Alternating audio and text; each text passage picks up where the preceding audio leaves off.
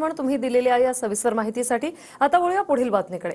अजितदादांच्या राज ठाकरेंवरील टीकेवर आता प्रवीण दरेकरांनी उत्तर दिले। अजितदादांना आपल्या पत्नीला निवडून आणता आलं नाही असं दरेकरांनी म्हटलंय, तर काल अजितदादांनी त्याबद्दल कबुली दिली आहे असं सुनील तटकरे यांनी यावर प्रत्युत्तर दिलं। अजितदादा जे बोलले ते ऐकावं आणि टीका टिप्पणी करावी असा सल्लाही तटकरे यांनी दिलाय।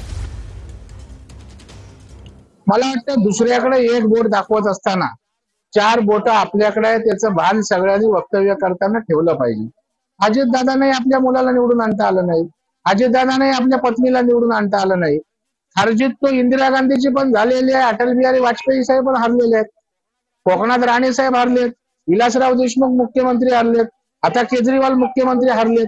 त्याच्यामुळे मला हरण्यावर गुणवत्तेचा किंवा नेतृत्वाचा कस लागत नाही। नेतृत्व हे लोकाभिमुख असतं, लोकांनी नेता मानलं पाहिजे।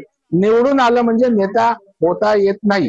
प्रवीण दरेकर असं म्हणतात की अजितदादांचं मुलांचं देखील पराभव झालेला आहे, पत्नीचा देखील पराभव झालेला आहे। पण दादांच्या भाषणात दादांनी काल कबूल केले बाईट देताना। काल दादांनी ज्या वेळेला हे उद्गार काढले त्यावेळेला दादा स्वतःच म्हणाले की मी माझ्या पत्नीला निर्वाचित करू शकलो नाही, माझ्या मुलाला लोकसभेला निर्वाचित करू शकलो नाही। याची कबुली मनाचा मोठेपणा दाखवून त्याच त्यांच्या बाईटमध्ये पुढे आहे, किंवा ते कुणीतरी पूर्ण बाईट ऐकावी आणि मग टीका टिप्पणी करावी।